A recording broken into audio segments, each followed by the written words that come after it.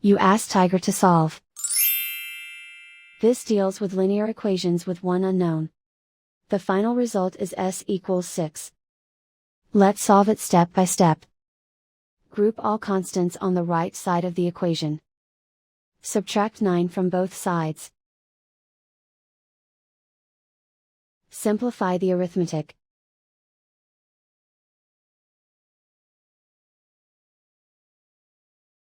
Isolate the s. Multiply both sides by 2. Group like terms.